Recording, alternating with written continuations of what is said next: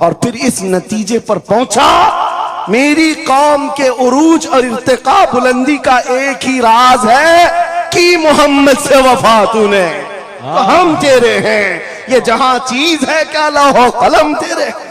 ये उस वक्त इकबाल ने कहा था।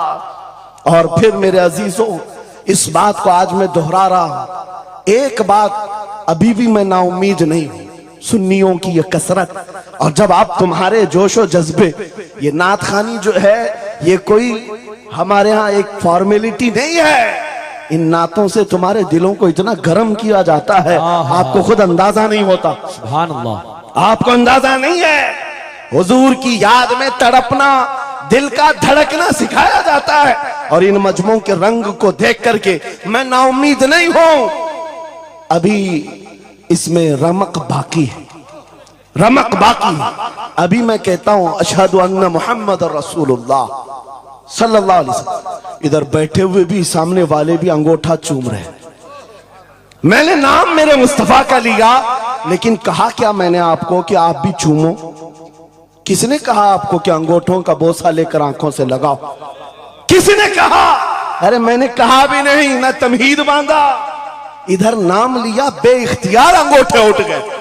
वाह, बेइख्तियार लबों को चूम लिया तुमने, लबों से अंगूठों को चूम कर आंखों से लगाया।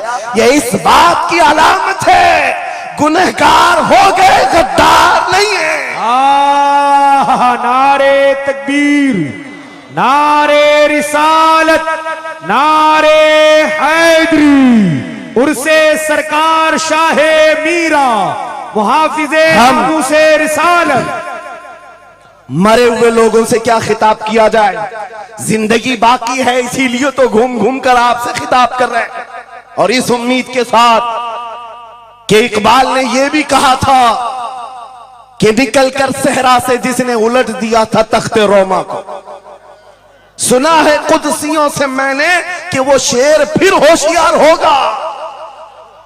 इकबाल की बात सुनो, कह रहा है पहले जमाने में सहरा से निकले थे सहाबा, पैरों में चप्पल नहीं थे, पैबंद लगे कपड़े, तलवारें टूटी हुई, लेकिन जब निकले थे तो रोमन एम्पायर को भी धूल चटा दिया था, पर्शियन एम्पायर को भी परखचे उड़ा दिए थे, दो सुपर पावर ताकतों को नाकों तले छने छबवा दिए।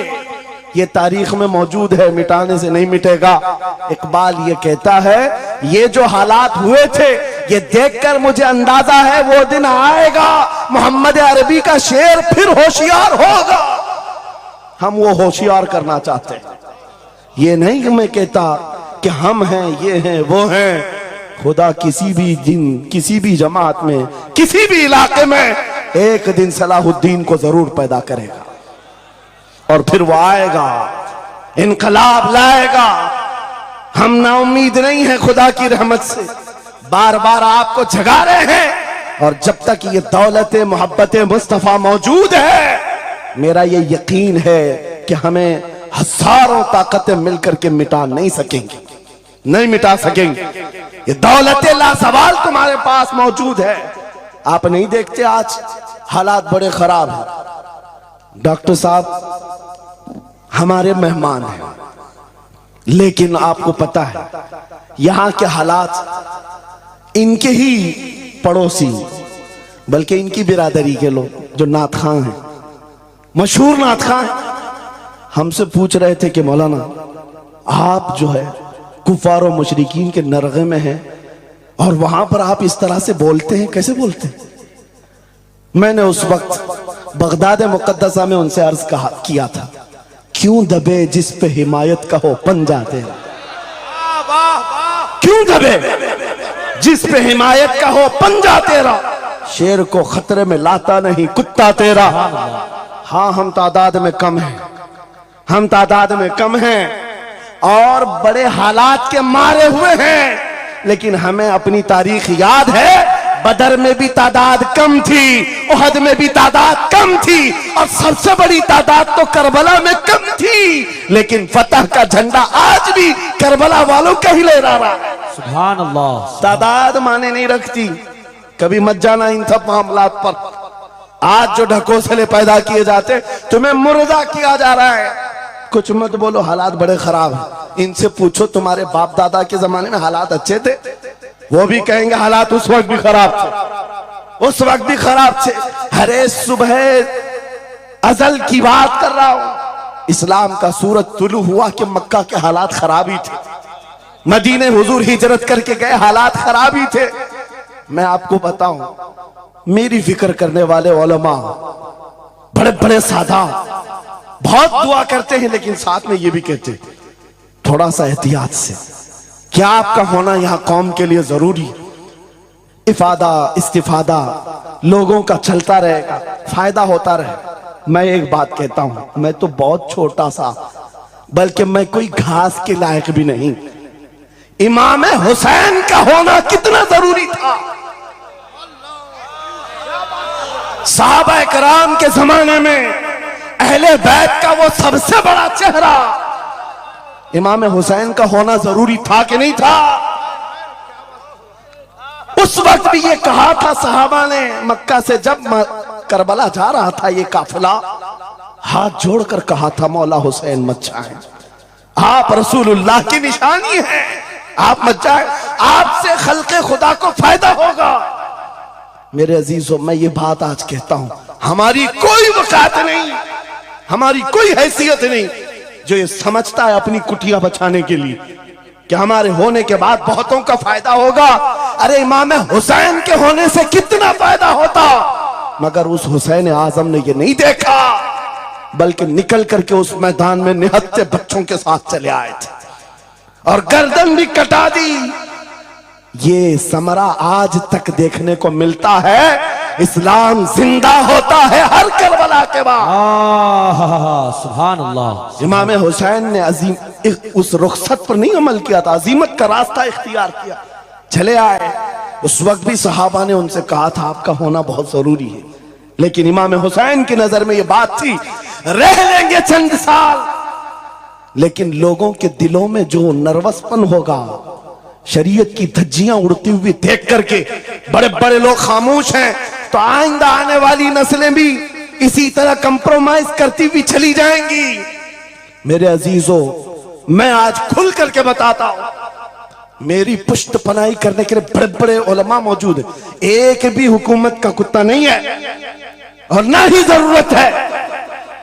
जब कभी पहली मर्तबा मैं तन्हा खड़ा था मुंबई की सरजमीन पर, हुजूर मोइनुल मशाइख मेरे साथ,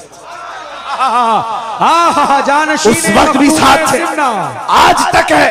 और ये भी बात बताऊं, आपका मैं मुफ्ती होऊंगा लेकिन इनका बाबू, ये हमेशा एक ही बात, ये सारी चीजें मेरे साथ हैं, लेकिन फिर भी मैं खुल करके आपके साथ ये कहता हूं, बच्चे मेरे भी हैं, बीवी खानदान मेरा भी है, लेकिन एक चीज सताती है आज कि अगर आज आप सबकी बातें सुनकर के हम भी कहें थोड़ा जी लेंगे, हम भी 10 साल 12 साल 14 साल जो जिंदगी मिल जाए जी लेंगे, क्योंकि इनको ना बोलेंगे तो छोड़ देंगे, आसानी से रहने देंगे।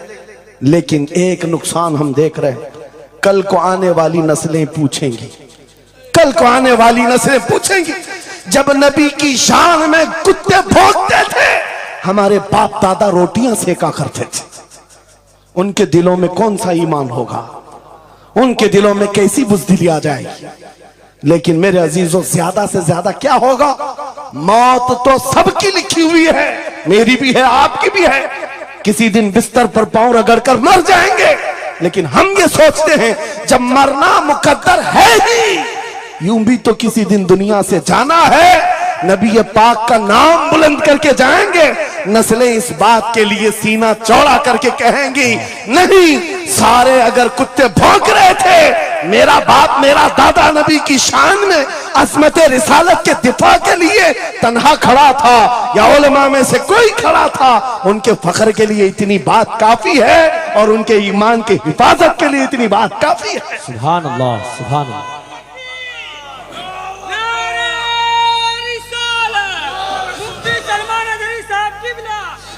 इस अज़मत रिसालत के लिए आपको क्या समझ में आता है, बहुत दिन हो गए हमारे आराम के, बहुत दिन हो गए सुकून के, नबी के नाम पर हमने रोटियां बहुत खाई, हुजूर की इज्जत पर क्या क्या नहीं मिला हमको।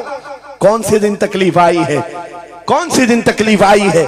ये अहले बैत को देख रहे हो, आपको पता है वो बाबुल हवाइज इमाम मूसा काजिम, अहले बैत के इस बड़े इमाम की बात कर रहा हूं जो इमाम जाफर सादिक के बेटे हैं, लेकिन 7 साल तक वक्त के जालिम तागूती ताकतों ने जेल में रखा, जहर देकर के खत्म किया है।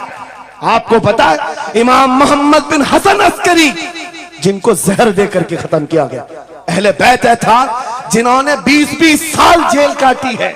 रसूलुल्लाह के शहजादे थे वो, रसूलुल्लाह की आल थे। आज तो लाखों में है, उस वक्त तो नबी के शहजादे चुनिंदा थे, पूरी दुनिया के वो मरकज थे, लेकिन जेलों में 20-20 साल गुजारे। किसी को 10 साल, किसी को 12 साल, किसी को 20 साल। आपको पता है इमाम मूसा काजिम को जंजीरों से भी मारा गया था, जंजीरों से।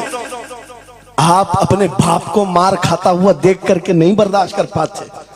हमारे वो अजीम इमामों की बात कर रहा हूं जिन्होंने मेरे नबी की शरीयत की दिफा के लिए जेलों की जिंदगी, हत्ता के रिवायत ये बताती है मौला इमाम मूसा काजिम का जनाजा भी जेल से निकला। मेरे अजीजों, ये सब क्या बातें सिर्फ बयान करने के लिए रह गई। उलमाए ज़वील एहतराम इस मनसब को हाथ समझेंगे।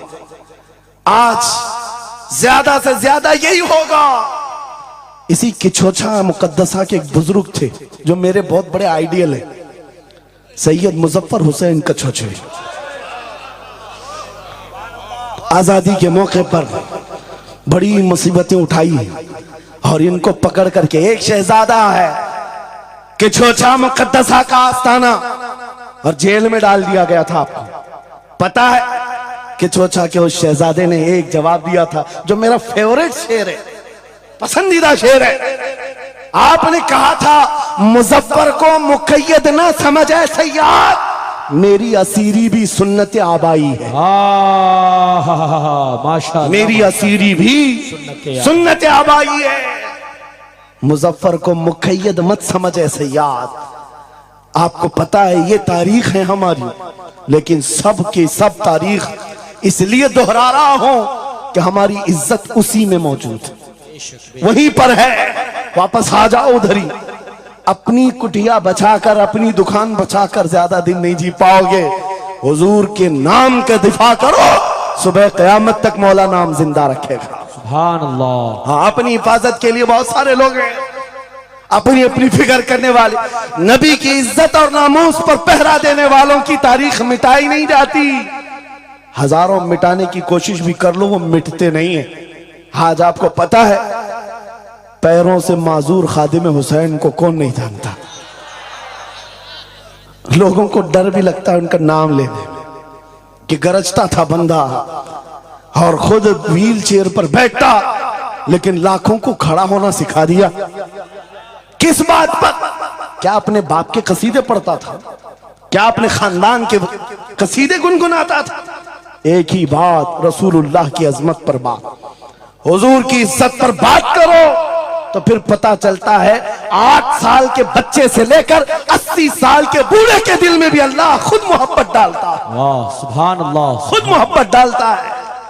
सब चीजें मौजूद हैं उसी जात पर। एक बात मैं अब आपके सामने कहता हूं, गुफ्तगू समेटता हूं।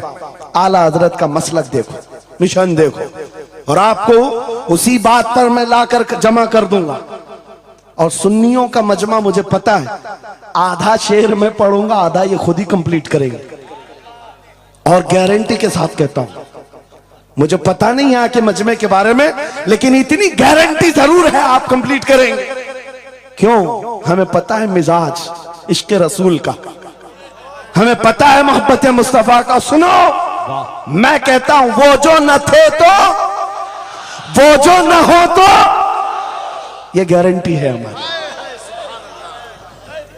ये गारंटी है। आधा जुमला भी कह दो सुन्नी के बाद, वो जो ना हो तो, हाँ ये कंप्लीट खुद करेंगे। क्यों? ये अकीदा भी है, ये ईमान भी है, ये हमारी जान भी है। वो जो ना हो तो। अब सुनो मेरे अजीजों, जब तुम्हारा दिल पुकार कर कह रहा है वो जो ना हो तो, हमारे नाम के साथ वो जो ना हो तो, हमारी जिंदगी में वो जो ना हो तो, हत्ता के कब्र में चले जाओ बहुत सारे जवाब दे दें, तुम्हारा रब कौन, तुम्हारा दीन क्या, मेन सवाल तो यही होगा मा कुंत तक़ूलु फी हक़्क़ि हाज़ा रजुल। बल्कि बात सही अहादीस में मैं कह रहा हूं एक ही सवाल का जिक्र भी आया है, कब्र में एक सवाल का जिक्र भी आया है और फरमाया गया सिर्फ एक सवाल ये होगा, बता इस रसूल के बारे में क्या कहता था। वाह, बोलना पड़ेगा, बोलना पड़ेगा। फिर मैं पूछता हूं कब्र में भी वो जो ना हो तो कुछ ना हो। जब तक नहीं बोलोगे आगे नहीं बढ़ेगी गाड़ी, वरना फंसे रह जाओगे। वो जो ना हो तो चलो कब्र की जिंदगी खत्म हो गई, हशर में आ गए, हशर के मैदान में आ गए। लेकिन यहां पर भी क्या मसला है, खलीलो नजी मसीहो सफी सभी से कहीं कहीं न बनी। खलीलो नजी मसीहो सफी सभी से कहीं कहीं न बनी, ये बेखबरी की खल्क फिरी कहां से कहां तुम्हारे लिए। वहां पर भी सबके पास फिर करके आती है कौम उसी मोहम्मद रसूलुल्लाह के पास आए। और शफाअत शुरू कहां से हुई, रसूल पाक से शुरुआत हुई और उसके बाद इख्तिताम तक मेरे आका फरमाते हैं कयामत के दिन मेरी हालत ये होगी, मेरे कंधे पर चादर पड़ी होगी और वो कभी खसक खसक कर गिर रही होगी। एक हाथ से मैं अपनी चादर संभाल रहा हूंगा और दूसरे हाथ से अपने उम्मतियों को पकड़ पकड़ कर जन्नत में ले जा रहा हूं। ये मैदान कयामत की बात है। फिर पूछता हूं महशर में भी वो जो ना हो तो, कयामत के मैदान में भी वो जो ना हो तो, अरे तुम्हारी अजान कंप्लीट होती है, अजान में भी वो जो ना हो तो, नमाज में भी जब तक सलाम नहीं भेजोगे